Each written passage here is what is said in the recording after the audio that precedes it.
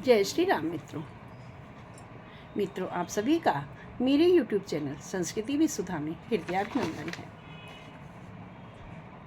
मित्रों, होलिका दहन के विषय में आप सभी को विदित है कि क्यों मनाते हैं। आज भी कुछ बुरे प्रभाव इसके पड़ते हैं हमारे जीवन पर। उन बुरे प्रभावों को दूर करने के लिए हमें क्या करना चाहिए, आइए जानते हैं। होलिका के दहन के दिन धन वृद्धि और दोषों को दूर करने के लिए हमें कुछ ऐसा करना चाहिए। अपार सफलता अगर प्राप्त करना चाहते हैं अपने कार्य क्षेत्र में, तो आपको खील बतासे होलिका में चढ़ाना चाहिए जब आप उसको जलाने के लिए जाते हैं, जिसको चढ़ाने से माँ लक्ष्मी प्रसन्न होती हैं और अपार सफलता प्रदान करती हैं। मित्रों, यदि आपके घर में पितृदोष है तो लौंग और कपूर इसको होलिका में डालने से पितृदोष दूर होता है। यदि आपके ऊपर बहुत शारीरिक कष्ट है, शारीरिक कष्ट को दूर करने के लिए एक नारियल लेकर नारियल को अपने ऊपर से 7 बार उतार कर होलिका में डालने से आपके शारीरिक कष्टों का निवारण होता है, शारीरिक कष्ट समाप्त हो जाते हैं। मित्रों, ऐसा भी माना जाता है कि अगर आपके घर में क्लेश है, अशांति है, तो क्लेश और अशांति को दूर करने के लिए एक सुपारी को तथा लौंग और कपूर को परिक्रमा लगा करके होलिका में डालना चाहिए।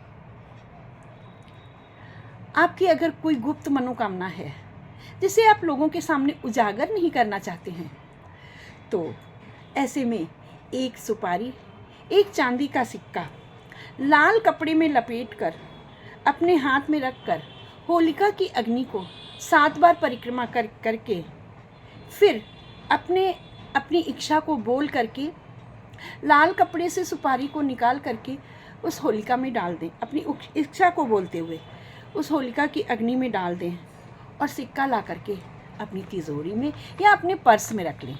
ऐसा करने से आपकी मनोकामना की पूर्ति होती है। घर में पति पत्नी में बहुत क्लेश रहता है, झगड़े रहते हैं, तो 3 कपूर के टुकड़े अग्नि में डालें।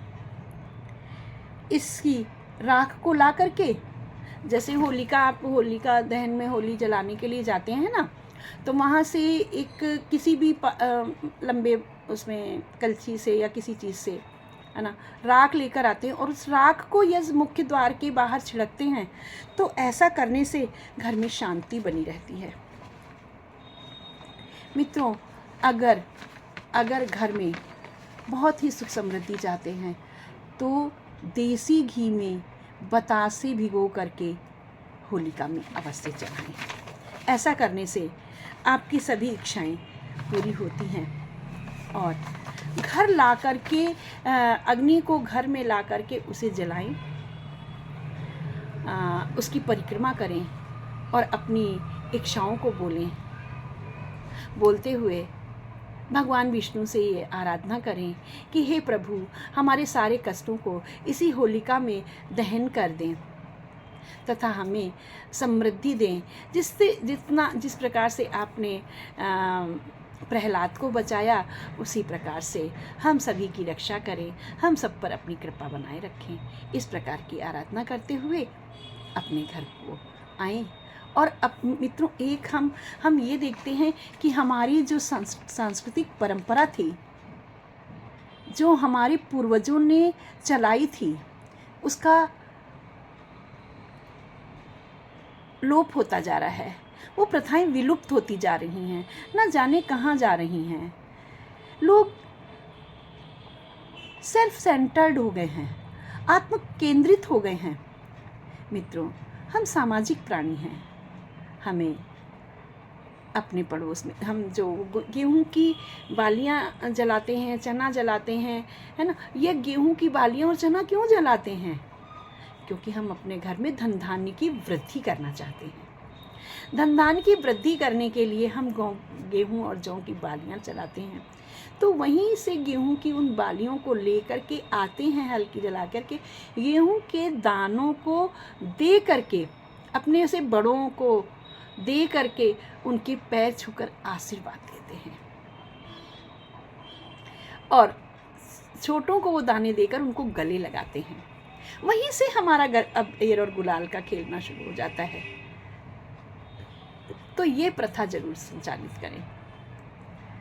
आपस में एक दूसरे को गेहूं देना, गेहूं देने का तात्पर्य ये है कि आप किसी को समृद्धशाली बनाने का संकल्प दे रहे हैं कि वो समृद्धशाली हों। आप किसी को समृद्धता का आशीर्वाद देंगे या आप किसी के लिए समृद्धता चाहेंगे तो सामने वाला भी आपके लिए समृद्धता चाहेगा। तो इस प्रथा को अपने बच्चों को अवश्य सिखाएं, आशीर्वाद दें, प्यार दें।